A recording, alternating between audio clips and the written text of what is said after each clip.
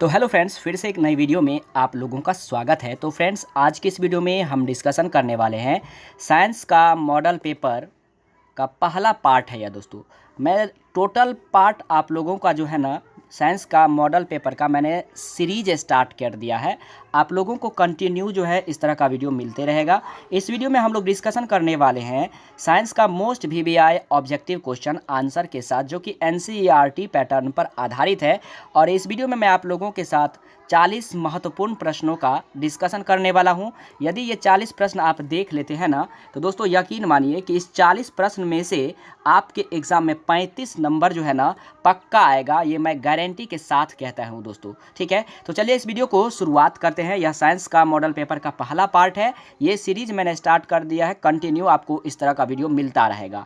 ठीक है, तो चलिए हम लोग पहले क्वेश्चन की ओर आगाज़ करते हैं, शुरुआत करते हैं। पहला क्वेश्चन दिया गया है, किस दर्पण की फोकस दूरी ऋणात्मक होता है? यानी यहाँ होती है, देखिए, किस दर्पण की फोकस दूरी ऋणात्मक होती है? तो दोस्तों मैं आपको बता दूं, ऑप्शन दिया है समतल दर्पण, अवतल दर्पण, उत्तल दर्पण, इनमें से कोई नहीं।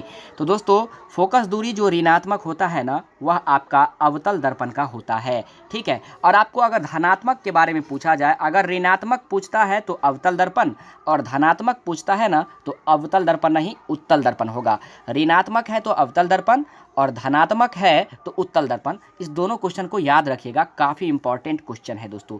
बढ़ते हैं हम लोग सेकंड क्वेश्चन की ओर। सेकंड नंबर क्वेश्चन है कुछ इस प्रकार से, दर्पण की फोकस दूरी f और वक्रता त्रिज्या r में कैसा संबंध है? तो आपको हमेशा याद रखना है f बराबर r/2। ये अवतल दर्पण और उत्तल दर्पण दोनों के लिए होता है दोस्तों। ठीक है, अगर दर्पण की फोकस दूरी अगर आपको f दे दे, वक्रता त्रिज्या r दे दे, अगर उसमें संबंध पूछे या फिर फॉर्मूला पूछे या सूत्र पूछे या अवतल दर्पण या उत्तल दर्पण पूछे, आपको f बराबर r/2 याद रखना है। यानी कि f बराबर r/2 आपको ऑप्शन में दिखाई दे रहा है, ऑप्शन बी में।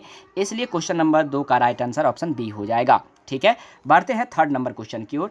थर्ड नंबर क्वेश्चन कुछ इस प्रकार से है, सामान्य दृष्टि के लिए स्पष्ट दृष्टि की न्यूनतम दूरी क्या है? दोस्तों अगर न्यूनतम दूरी अगर पूछता है ना, न्यूनतम दूरी अगर पूछ दे तो आपको हमेशा याद रखना है 25 सेंटीमीटर। मैं आपको डार्क में नहीं रखने वाला। अगर आपको न्यूनतम दूरी पूछे स्पष्ट दृष्टि की, तो दोस्तों आपको हमेशा याद रखना है 25 सेंटीमीटर होगा। अगर इस न्यूनतम के जगह पे अधिकतम लिखा हो तो अनंत होता है। ये हमेशा याद रखिए, इस तरह के क्वेश्चन में अक्सर स्टूडेंट गलती करके आते हैं।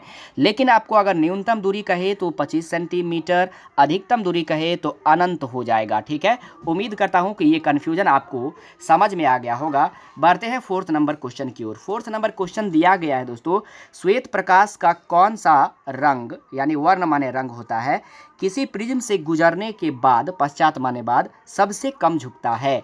श्वेत प्रकाश का कौन सा रंग किसी प्रिज्म से जब गुजरता है तो वह सबसे कम झुकता है? वह कौन है दोस्तों? तो मैं आपको बता दूं, लाल होता है।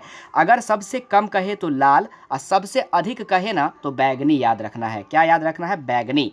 अगर यहाँ पे क्वेश्चन में कहा गया है सबसे कम, सबसे क्या कहा गया है दोस्तों? सबसे कम कहा गया है, इसलिए इस क्वेश्चन का जो राइट आंसर होगा ना वह लाल हो जाएगा। उम्मीद करता हूँ आपको समझ में आया होगा। अगर सबसे अधिक कहे इस जगह पे, सबसे अधिक कहे ना तो आपको बैगनी याद रखना है। उम्मीद करता हूँ ये कन्फ्यूजन भी आपको समझ में आ गया होगा। 5 नंबर क्वेश्चन दिया गया है, मानव आँख की रेटिना द्वारा बनाई गई छवि होती है। मानव आँख की रेटिना द्वारा बनाई गई क्या होती है? छवि होता है। किसके द्वारा होता है, कैसा होता है? तो मैं आपको बता दूं, डार्क में नहीं रखूंगा, डायरेक्ट आंसर पे जाऊंगा, डायरेक्ट आंसर पे फोकस करूंगा। एक एक क्वेश्चन को मैं आप लोगों को समझाऊंगा। तो दोस्तों इसका जो आंसर होगा ना वह वास्तविक और उल्टा होता है। मानव आँख की रेटिना द्वारा बनाई गई जो छवि होती है ना, वह छवि आपको वास्तविक और उल्टा होता है। कैसा होता है? वास्तविक और उल्टा। इसलिए इस क्वेश्चन का राइट आंसर ऑप्शन बी हो जाएगा।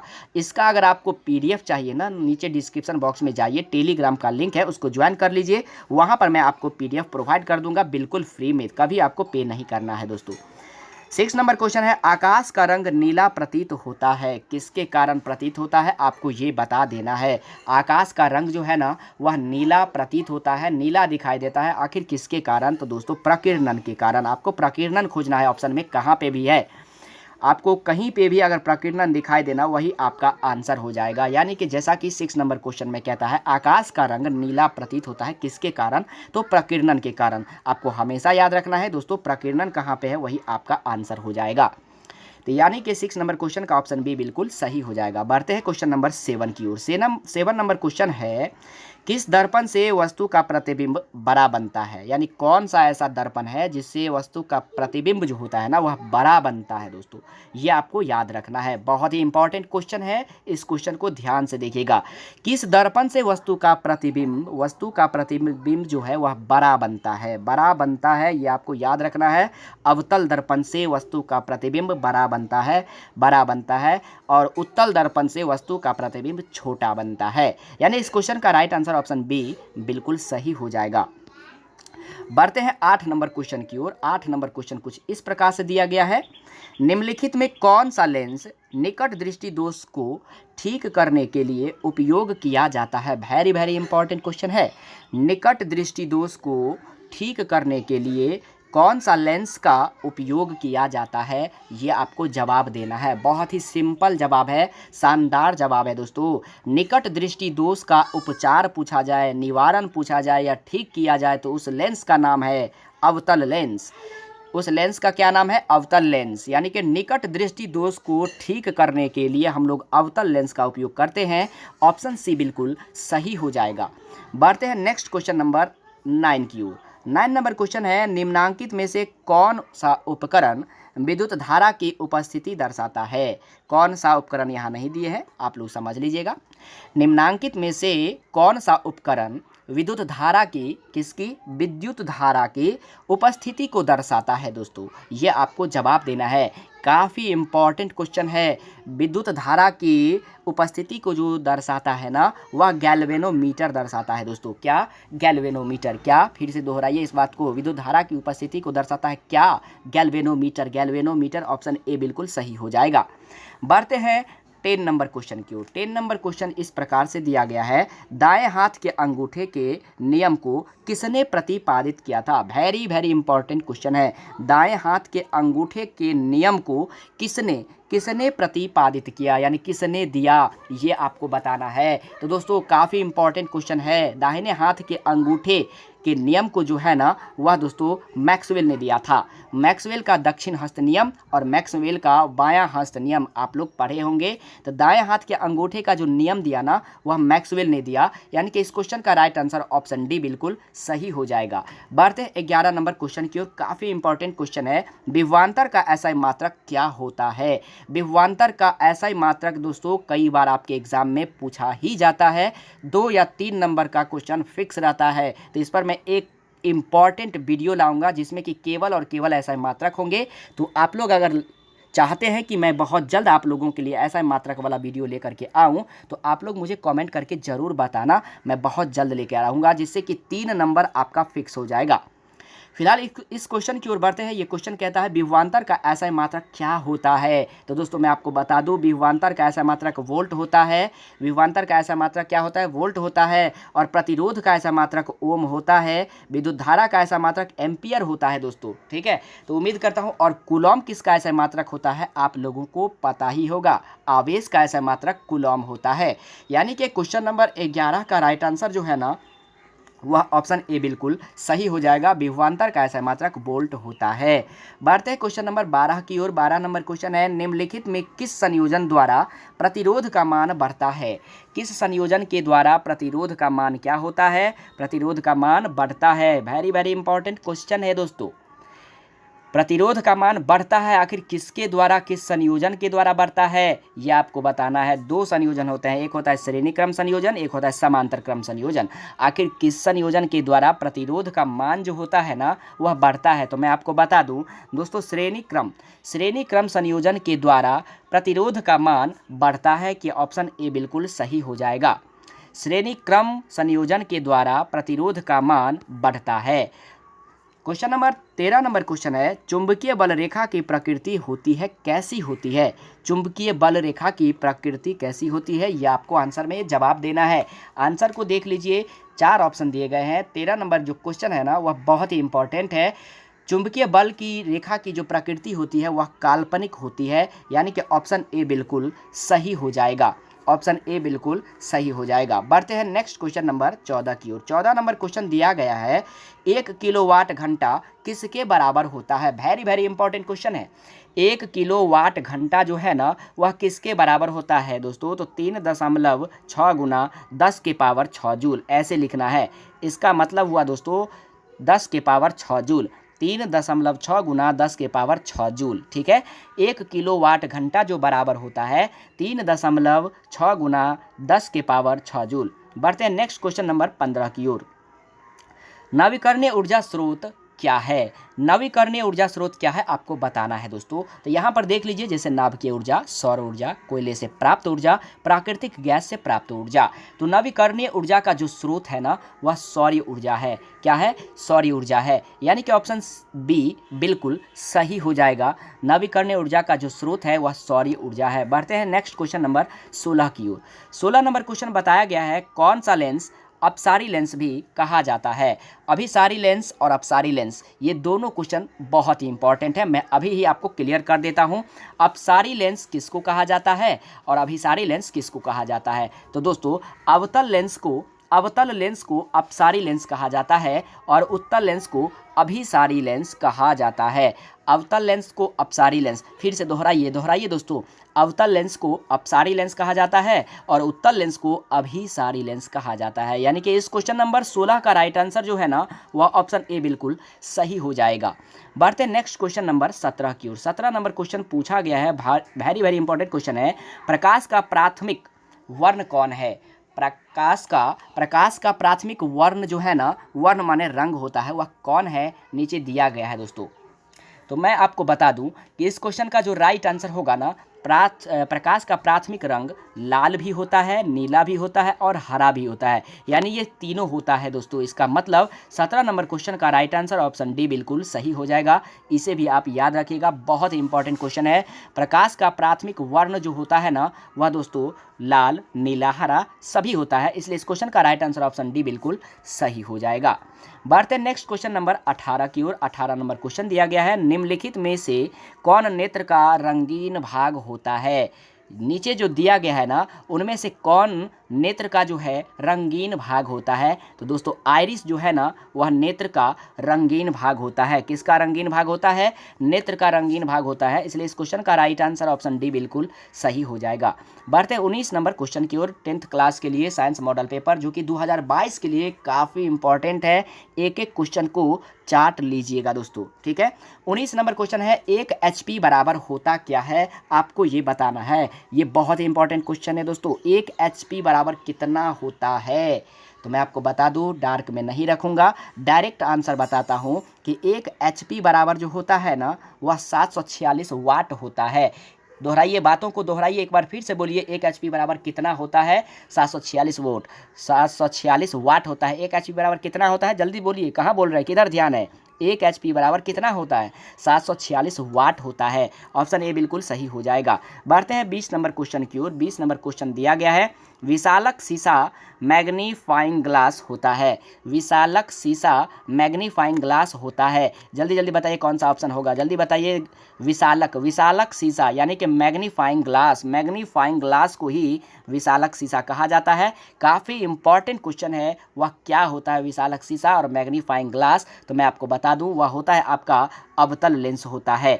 अवतल लेंस को मैग्नीफाइंग ग्लास कहते हैं, अवतल लेंस को ही विशालक शीशा कहते हैं, ठीक है। तो दोस्तों इस क्वेश्चन का राइट आंसर ऑप्शन ए बिल्कुल सही हो जाएगा। काफ़ी इंपॉर्टेंट क्वेश्चन है। 21 नंबर क्वेश्चन दिया गया है, जब किसी चालक तार से विद्युत धारा प्रवाहित होती है तो गतिशील कण है।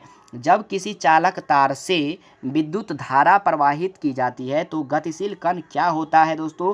परमाणु होता है, आयन होता है, प्रोटॉन होता है या फिर इलेक्ट्रॉन होता है? तो मैं आपको बता दूं, जब किसी चालक यानी कि तार से विद्युत धारा प्रवाहित होती है ना तो वह इलेक्ट्रॉन जो होता है ना गतिशील होता है, उसमें इलेक्ट्रॉन दौड़ने लगता है। इसलिए इस क्वेश्चन का राइट आंसर ऑप्शन डी बिल्कुल सही हो जाएगा। बढ़ते हैं 22 नंबर क्वेश्चन की ओर। 22 नंबर क्वेश्चन है, एम्पियर घंटा मात्रक है। एम्पियर घंटा किसका मात्रक है? वेरी वेरी इंपॉर्टेंट क्वेश्चन है दोस्तों। एम्पियर घंटा जो है ना वह आवेश का मात्रक है। एम्पियर घंटा मात्रक किसका है? आवेश का, इसलिए ऑप्शन बी बिल्कुल सही हो जाएगा।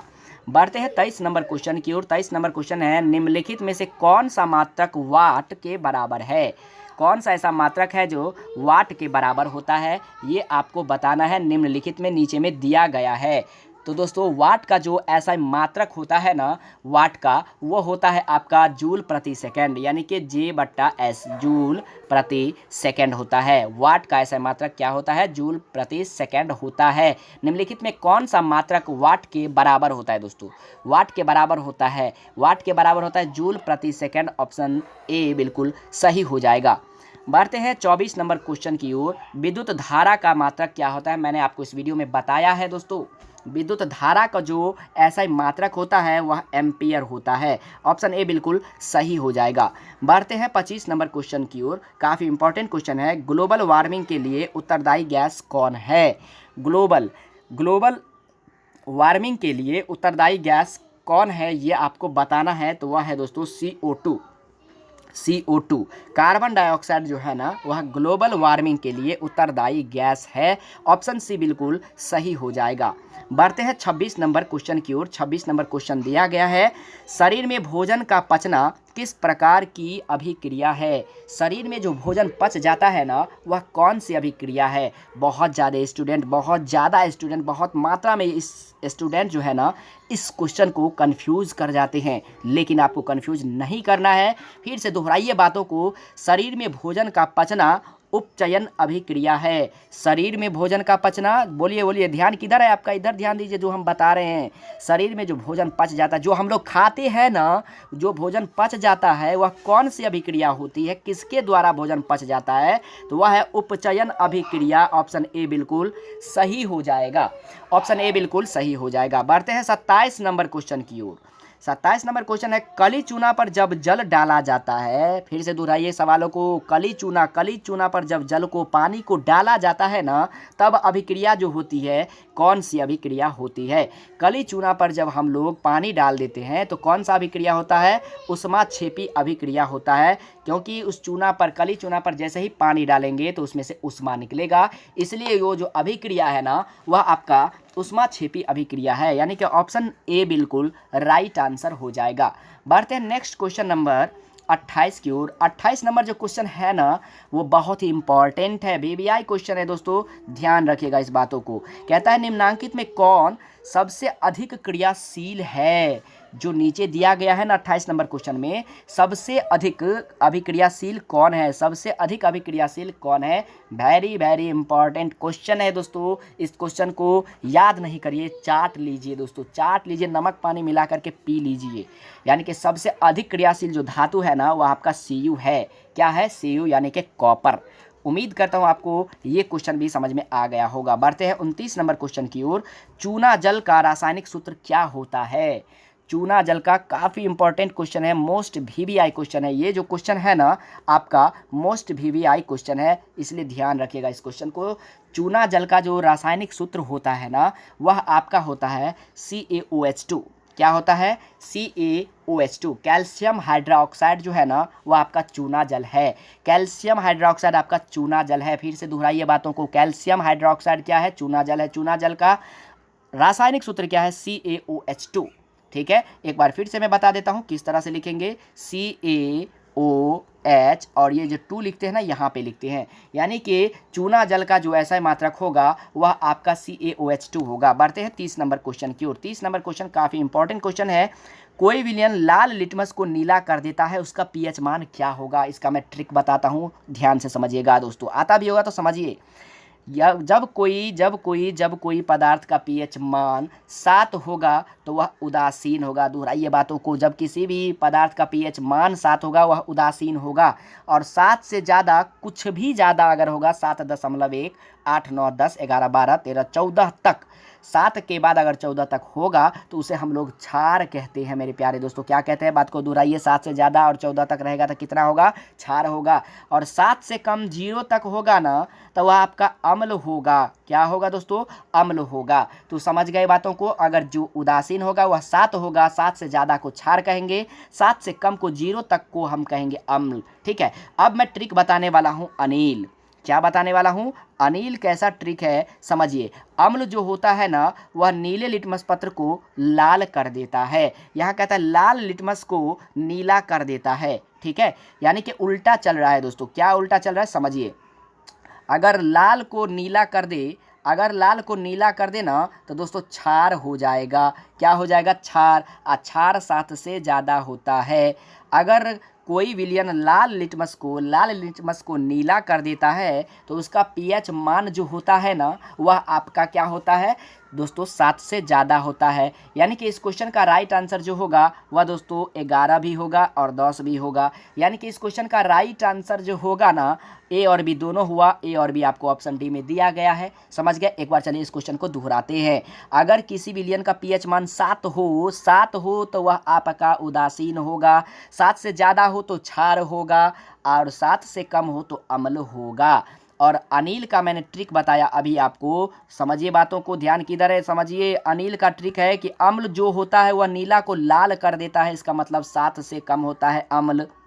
और दोस्तों लाल ही अगर नीला हो जाएगा तो वह क्षार होगा। अगर लाल ही नीला हो जाएगा तो क्षार होगा, और क्षार होता है 7 से ज़्यादा, तो 7 से ज़्यादा 11 भी है, 10 भी है। इसका मतलब ए और बी दोनों आंसर होगा, जो कि ऑप्शन डी में बिल्कुल दिया गया है। यानी कि ऑप्शन डी बिल्कुल सही हो जाएगा। उम्मीद करता हूँ आपको ये क्वेश्चन समझ में आ गया होगा। काफ़ी इंपॉर्टेंट क्वेश्चन है, ध्यान से देख लीजिएगा।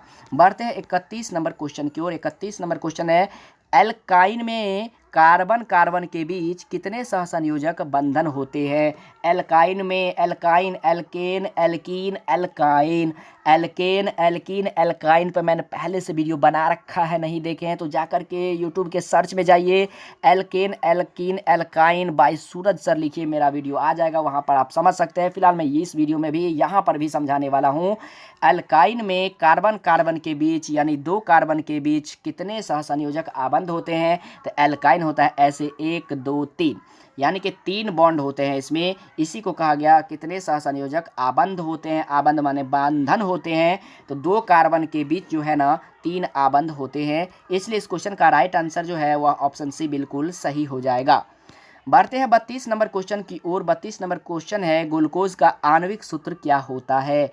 ग्लूकोज का आणविक सूत्र जो होता है ना वह क्या होता है, तो ध्यान से सुनिए, C6H12O6, यानी कि 612 6, ठीक है, 612 6 आपको मिलना चाहिए, जो कि ऑप्शन ए में मिल रहा है। इसलिए इसका राइट आंसर ऑप्शन ए बिल्कुल सही हो जाएगा मेरे प्यारे दोस्तों। ग्लूकोज का आणविक सूत्र होता है C6H12O6, यानी 612 6 जिसमें आपको दिखाई दे वो आपका आंसर हो जाएगा। अगर आपको इसी में चीनी का पूछ देता है तो कहना है कहो 12 22 11, यानी कि 12 22 11 वाला ऑप्शन आपको खोजना है, जो कि चीनी का अनुसूत्र होता है कहो 12 22 11, कहो 12 22 11, यानी कि C12H22 और O11 ये चीनी का सूत्र हो गया। ठीक है, ठीक है दोस्तों। तो बढ़ते हैं नेक्स्ट क्वेश्चन नंबर 33 की ओर। 33 नंबर क्वेश्चन काफ़ी इंपॉर्टेंट क्वेश्चन है। उच्च वसीय अम्लों के सोडियम लवण कहलाते हैं। उच्च वसीय अम्लों के सोडियम लवण कहलाते हैं, क्या कहलाते हैं, तो मैं आपको बता दूं दोस्तों, वह साबुन कहलाते हैं। उच्च वसीय अम्लों के सोडियम लवण जो है ना वह आपका साबुन कहलाता है। उच्च वसीय अम्लों के सोडियम लवण, एक बार दोहराइए बातों को, जल्दी जल्दी दोहराइए। उच्च वसीय अम्लों के सोडियम लवण, उच्च वसीय अम्लों के सोडियम लवण साबुन साबुन साबुन साबुन होते हैं। ऑप्शन ए बिल्कुल सही हो जाएगा। अगर आपको इसका पीडीएफ चाहिए ना फ्री में पाने के लिए, तो नीचे डिस्क्रिप्शन बॉक्स में जाइए, टेलीग्राम का लिंक है, उसको ज्वाइन कर लीजिए। वहाँ पर मैं आपको पीडीएफ भेज दूंगा, आप व्हाट्सएप ग्रुप को भी ज्वाइन कर सकते हैं। 34 नंबर जो क्वेश्चन है ना, सिंगल बॉन्ड CHO अभिक्रियाशील मूलक को कहते हैं, यानी कि सिंगल बॉन्ड CHO अभिक्रियाशील जो मूलक है ना उसको हम लोग क्या कहते हैं। काफ़ी इंपॉर्टेंट क्वेश्चन है, बहुत ही इंपॉर्टेंट क्वेश्चन है। 34 नंबर क्वेश्चन का राइट आंसर हो जाएगा एल्डिहाइड। एल्डिहाइड जो है ना वह आपका अभिक्रियाशील मूलक है, यानी कि 34 नंबर क्वेश्चन का ऑप्शन ए बिल्कुल सही हो जाएगा दोस्तों। बढ़ते हैं नेक्स्ट क्वेश्चन नंबर 35 की ओर। 35 नंबर क्वेश्चन दिया गया है, कहता है आवर्त सारणी के किसी आवर्त में बाएं से दाएं जाने पर, यही खेल है, यही खेला हो जाता है दोस्तों।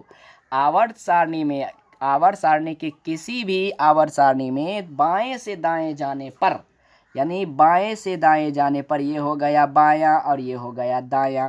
बाएं से दाएं जाने पर तत्वों की जो परमाणु त्रिज्या होती है ना वह क्या होती है। आवर्त सारणी के किसी भी आवर्त में बाएं से दाएं जाने पर तत्वों की परमाणु त्रिज्या क्या होती है, तो मैं आपको बता दूं दोस्तों, घटती है। क्वेश्चन इतना, इसका आंसर इतना, क्वेश्चन इतना, आंसर इसका इतना। फिर से समझिए, सुनिए, समझिए।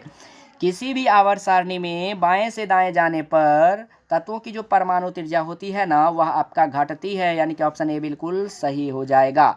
बढ़ते हैं 36 नंबर क्वेश्चन की ओर। 36 नंबर क्वेश्चन दिया गया है, निम्नांकित तत्वों को उनके अधातु गुण के अनुसार बढ़ते क्रम में सजाएं, जैसे ally, lithium, oxygen, carbon, beryllium और फ्लोरीन। इसको आपको बढ़ते हुए क्रम में सजाना है। बढ़ते हुए क्रम किसको कहते हैं, छोटा से बड़ा चलना है। 36 नंबर क्वेश्चन का जो राइट आंसर है बिल्कुल आसान है दोस्तों, ये हो जाएगा ऑप्शन बी, बिल्कुल सही हो जाएगा। लिथियम से होगा बेरिलियम, बेरिलियम से कार्बन, कार्बन से ऑक्सीजन, ऑक्सीजन से फ्लोरीन, ठीक है, यानी कि ऑप्शन बी बिल्कुल सही हो जाएगा। बढ़ते हैं 37 नंबर क्वेश्चन की ओर। सिलिकॉन क्या है? सिलिकॉन धातु है, अधातु है, उपधातु है, या फिर कुछ नहीं है, लेकिन कुछ न कुछ तो है। सिलिकॉन जो है ना, वह आपका उपधातु है। सिलिकॉन क्या है दोस्तों, तो उपधातु है। इस पर भी मैंने एक सेपरेट वीडियो बनाया हुआ है और एक और वीडियो लेकर के आने वाला हूं, जिसमें कि धातु, अधातु और उपधातु को कैसे पहचानते हैं वो मैं आप लोगों को बताने वाला हूं नेक्स्ट वीडियो में। तो आप लोग अगर ऐसा वीडियो भी चाहते हैं तो नीचे कमेंट करके ज़रूर बताइएगा दोस्तों, ठीक है। पसंद आए तो लाइक करिएगा, पसंद ना आए तो डिसलाइक करके चले जाएगा, इसमें आपका क्या जाएगा। समय बर्बाद मैंने किया है ना, तो आपको कुछ ना कुछ करके जाना है। मैं चाहता हूं कि आपको अच्छा से अच्छा रिजल्ट आए। अगर मैट्रिक एग्जाम में 450 प्लस नंबर लाना है ना, तो चैनल को सब्सक्राइब जरूर करिएगा, क्योंकि मैं 450 नंबर वाले स्टूडेंट 2021 में कितना स्टूडेंट दे चुका हूं ऑनलाइन माध्यम से। अगली बार 2022 में आपकी बारी है। अब की बार 2022 पार, मैट्रिक एग्जाम पार, 450 के पार करना है आपको, यानी कि सिलिकॉन उपधातु है। बढ़ते हैं 38 नंबर क्वेश्चन की ओर। निम्नांकित में कौन विद्युत धनात्मक तत्व है? विद्युत धनात्मक तत्व निम्नांकित में कौन है, आपको ये बता देना है। विद्युत ऋणात्मक तत्व तो आप जानते ही होंगे, लेकिन यहाँ पे विद्युत धनात्मक जो तत्व है ना, वह आपका सोडियम है। कैसे? क्योंकि दोस्तों सोडियम हमेशा देने वाला होता है, धनिक आदमी होता है, इसलिए उस पर प्लस चार्ज लग जाता है। बाकी जो कार्बन, क्लोरीन और ये पोटास, ये दिया है फॉस्फोरस, वो आपका विद्युत ऋणात्मक तत्व है। क्वेश्चन नंबर 38 में पूछा गया कि कौन धनात्मक तत्व है, तो इसका राइट आंसर ऑप्शन सी बिल्कुल सही हो जाएगा। बढ़ते हैं 39 नंबर क्वेश्चन की ओर। टिहरी बांध का निर्माण किस प्रदेश में किया गया? टिहरी बांध काफ़ी इंपॉर्टेंट क्वेश्चन है दोस्तों, ध्यान फरमाइएगा, ध्यान दीजिएगा, गौर फरमाइएगा। टिहरी बांध एक बार दोहराइए, टिहरी बांध दोहराइए। टिहरी बांध जो है ना, उसका निर्माण किस प्रदेश में किया गया? टिहरी बांध का जो निर्माण है ना, वह उत्तराखंड में किया गया, ऑप्शन बी बिल्कुल सही हो जाएगा। टिहरी बांध का जो निर्माण है ना, वह उत्तराखंड में किया गया, ऑप्शन बी बिल्कुल सही हो जाएगा। बढ़ते हैं आज के लास्ट क्वेश्चन नंबर 40 की ओर। 40 नंबर क्वेश्चन दिया गया है दोस्तों, विज्ञान का मॉडल पेपर मैट्रिक एग्जाम के लिए काफ़ी इंपॉर्टेंट है, और यहाँ से आपको 35 सवाल आपके एग्जाम में डायरेक्ट आने वाले हैं, और आप लोगों का कितना आंसर सही हुआ कमेंट बॉक्स में करना मत भूलिएगा। लास्ट क्वेश्चन है, निम्नांकित में किस धातु को केरोसिन में डुबाकर रखते हैं? ये जो नीचे तत्व दिया गया है ना, इसमें से किसी भी तत्व को, एक तत्व को जो है ना, वह केरोसिन यानी कि मिट्टी तेल में डुबा कर रखते हैं, उसका क्या नाम है? तो मैं आपको बता दूं, सोडियम एक ऐसा धातु है ना, जिसे केरोसिन में डुबाकर हम लोग रखते हैं, यानी कि इस क्वेश्चन का राइट आंसर ऑप्शन बी बिल्कुल सही हो जाएगा। वीडियो पसंद आए ना तो लाइक दबा के करना, और चैनल पर नए आए हो तो सब्सक्राइब करके साथ में बेल आइकन को दबाना मत भूलना। अगर इसका पीडीएफ आपको फ्री में चाहिए तो नीचे डिस्क्रिप्शन बॉक्स में जाइए, एक बार फिर से सुनिए, अगर आपको पीडीएफ चाहिए ना तो नीचे डिस्क्रिप्शन बॉक्स में जाइए, टेलीग्राम का लिंक है और व्हाट्सएप ग्रुप का भी लिंक है, मैट्रिक विद्यार्थी 2022 करके लिखा होगा, उसमें जाइए, आप उसको ज्वाइन कर लीजिए, और वहाँ पर आपको पीडीएफ बिल्कुल फ्री में मिल जाएगा। और जो भी नया अपडेट रहता है ना, वह दोनों पे मैं शेयर कर देता हूँ, ताकि स्टूडेंट को हर चीज़ का नॉलेज रहे, कब एग्ज़ाम होगा, कब परीक्षा फॉर्म आएगा, कब स्कॉलरशिप आएगा, आपको कब कब क्या क्या करना होगा, सारा update A to Z update मैं आप लोगों को टेलीग्राम पे देते रहता हूँ। आप चाहे ना तो आप मुझे इंस्टाग्राम पे भी फॉलो कर सकते हैं। मेरा इंस्टाग्राम आईडी है Suraj Kumar the best, Suraj Kumar the best. तो उम्मीद करता हूँ कि आपको ये वीडियो पसंद आया हो तो लाइक करना, चैनल पर नया हो तो सब्सक्राइब करना, साथ में बेल आइकन को दबाना मत भूलना, क्योंकि ऐसा ही वीडियो हमारे चैनल पर रोजाना आते ही रहता है। आप लोग जाकर के प्लेलिस्ट को चेक कर सकते हैं। तो मिलते हैं नेक्स्ट वीडियो में, तब तक के लिए जय हिंद, वंदे मातरम।